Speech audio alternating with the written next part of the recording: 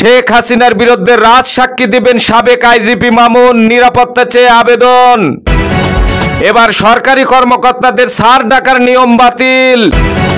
নির্বাচন প্রস্তুতির কাজ দ্রুত শেষ করার আহ্বান মির্জা ফখরুল ইসলাম আলমগীরের।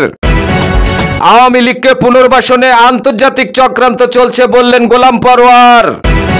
উপদেষ্টা পরিষদের সভায় 2টি অধ্যাদেশ এবং 3টি প্রস্তাব অনুমোদন।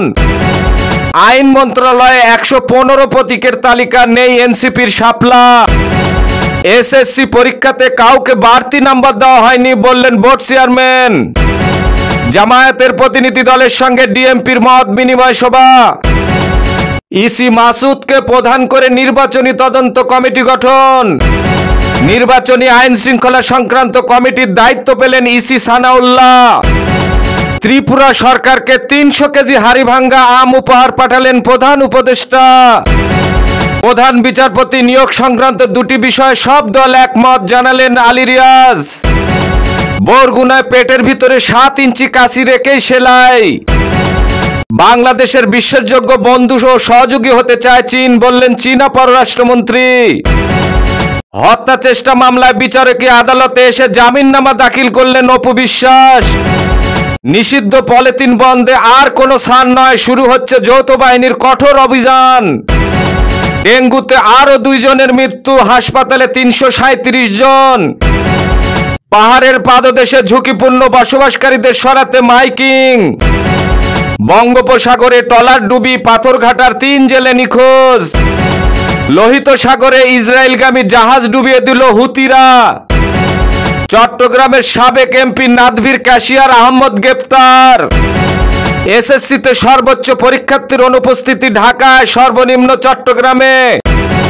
জুলাই আন্দোলনে হামলার অভিযোগে নোয়াখালী বিজ্ঞান ও প্রযুক্তি বিশ্ববিদ্যালয়ের কর্মকর্তাকে পুলিশে সোপর্দ। ফরিদপুরে হত্যা মামলায় 5 জনের যাবজ্জীবন।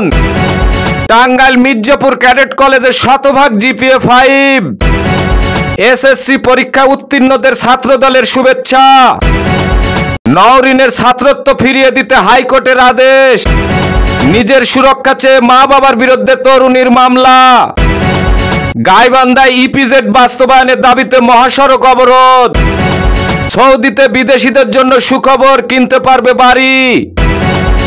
আবারও কারাগারে দক্ষিণ কোরিয়ার সাবেক প্রেসিডেন্ট। যৌন নির্যাতনের মামলা হতে যাচ্ছে কিম জন উনের বিরুদ্ধে। চাঁদপুরে শীত কেটে ঘরে ঢুকে গৃহবধূকে কুপিয়ে জখম। ত্রিদেশীয় সিরিজের জন্য বাংলাদেশের দল ঘোষণা।